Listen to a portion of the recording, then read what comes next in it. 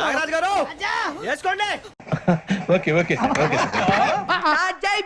ఆ లేఖ్య చిట్టి పికల్స్ పేరు మాత్రమే నాది, దాని వెనక ఉన్నది మొత్తం మా నాన్నగారే. అసలుడే గాని మహానుభావుడు. ఆయన దీన్ని స్థాపించి మాకు ఒక దారి చూపించారు. మా ఫాదర్ ఎక్స్పైర్ అయిన తర్వాత ఓకే ఊరుకోవే ఊరుకో, నేనున్నాను కదా. చిన్న కార్యం పెద్ద కార్యం పూర్తి చేసుకున్నాం. ఈ 12 రోజులు మేము మెసేజెస్ కి కూడా రెస్పాండ్ అవ్వలేని పరిస్థితి మాది. అరే రే పెద్ద సమస్య వచ్చి పడిందే, ఇప్పుడు ఏం చేద్దాం? నాన్నగారి తర్వాత ఇక మీదట ఇంటి బాధ్యత నడిపించేది మేమే. ఎందుకైనా మంచిది నేను నమ్మలం. నేను ఒకసారి ఫోన్ చేసి కనుక్కుంటానే. అటు చూడు. ఈ హార్డ్ టైమ్ లో మాకు సపోర్ట్ గా ఉండి అర్థం చేసుకున్న కస్టమర్స్ కి చాలా థ్యాంక్స్. కస్టమర్లు మనకి దేవుళ్ళతో సమానం, వాళ్ళు బాగుంటే మనం కూడా బాగుంటాం. అటు చూడు బే. ఎక్స్పెన్సివ్ అన్నావు అంటే నీ అంత చీప్ ఫకింగ్ ఫెలో ఇంకెక్కడ ఉండడు. పని చేయి, నువ్వు గట్టిగా ఫోకస్ చేయాలన్నమా కెరియర్ మీద. ఎందుకంటే లేదంటే నీ గర్ల్ ఫ్రెండ్ లేదంటే నీ పెళ్ళమో వదిలిపడదింగుద్ది. కాబట్టి నువ్వు అడిగిన ఏవి నువ్వు కొనలేవు కాబట్టి వదిలిపడదింగుద్ది. నా మాటిని నువ్వు కెరియర్ మీద ఫోకస్ చేసి అప్పుడు ప్రేమ పెళ్లి ఇటు జోలికి వెళ్ళు. ఎందుకంటే ముష్టి పచ్చడే కొనలేకపోతున్నావు. నువ్వేవడరా గోల్డ్ ఏం కొనిస్తావురా దానికి? లంజా కొడక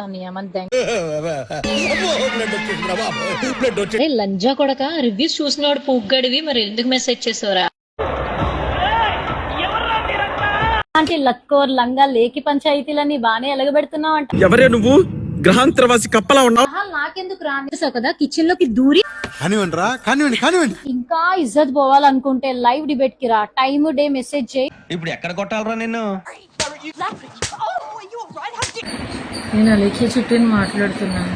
నేను తప్పు చేశాను. ఎవరినైతే ఇప్పటి వరకు నేను తిట్టానో వాళ్ళందరినీ సారీ అడుగుతున్నాను.